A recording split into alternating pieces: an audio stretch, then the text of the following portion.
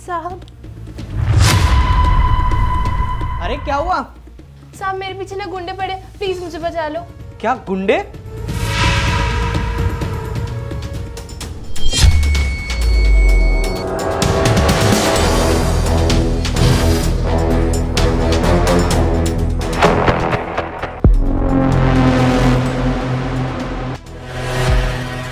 अरे छवि, यहाँ पे तो कोई भी नहीं है। साहब देखो देखो, बाहर ही होंगे वो कहीं।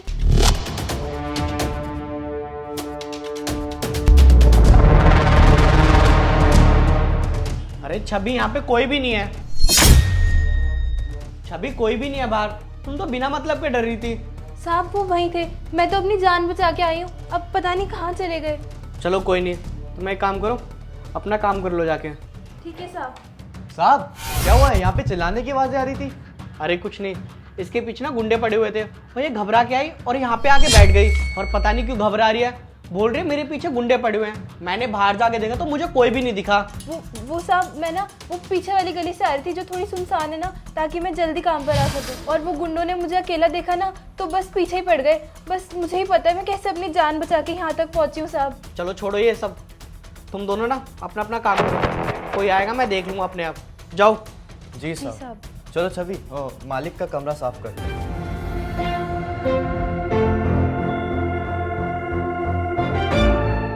इसे खोल।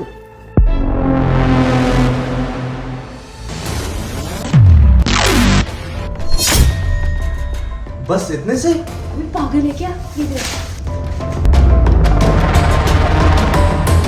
अरे ये लूट इतने कम कैसे हो गए? कुछ तो गड़बड़ है। आखिर पैसे गए कहाँ? अरे वाह, जितना सोचा था उससे तो बड़ी ज्यादा समझदार निकली तू। अभी बातें ही बनाता रहेगा, यही पैसों को उठाएगा भी। अब जल्दी कर, इससे पहले कोई देखे हम उठा देते हैं। जल्दी जल्दी उठा लेते फटाफट।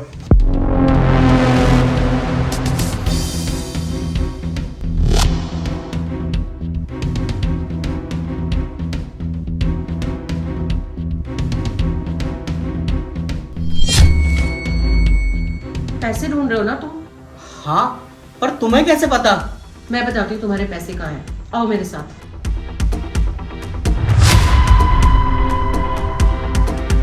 रामू, क्या है ये सब? अच्छा, तो मेरे पैसे तेरे पास हैं, तू छुपा रहा है ना? नहीं नहीं साहब, मैं कुछ नहीं छिपा रहा। देख रामू, मुझे ना सब पता चल गया है, ज्यादा ना होशियार बनने की कोशिश मत कर। साहब ये पैसे ना छवि के पीछे गलती से चिपक गए थे। अच्छा, गलती से चिपके थे? तू ना अपनी बकवास बंद कर, मैं बताती हूँ। यार छवि कहाँ रह गई?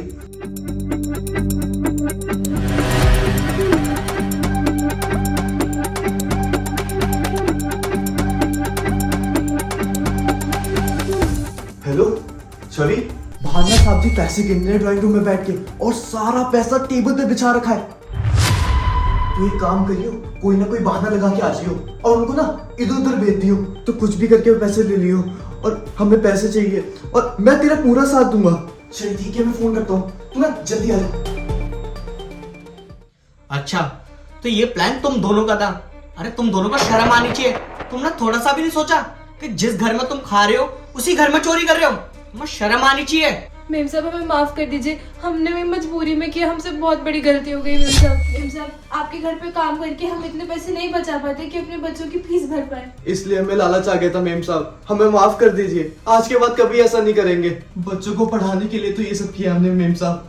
अरे बस करो तुम दोनों, कितना झूठ बोलोगे और है?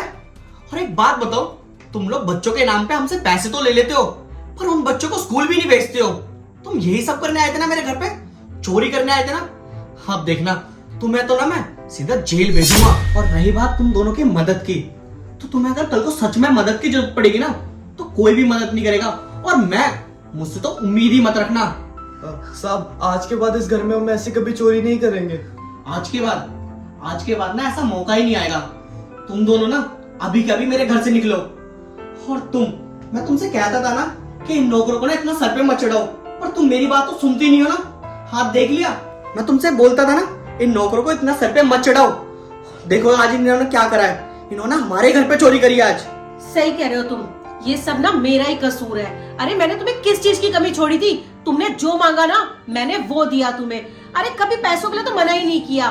तुम गांव जाते थे इतने इतने दिन के लिए, मैंने तुम्हें यहाँ तक छुट्टी के लिए भी मना नहीं किया, और तुम्हारी छुट्टी तो मैंने कभी काटी ही नहीं है। और तुम लोग अपने बच्चों को स्कूल नहीं भेजते और उनकी फीस ले लेते हो और बोलते हो कि फीस के लिए चोरी कर रहे हो। शर्म नहीं आती तुम्हें ये सब करते हैं?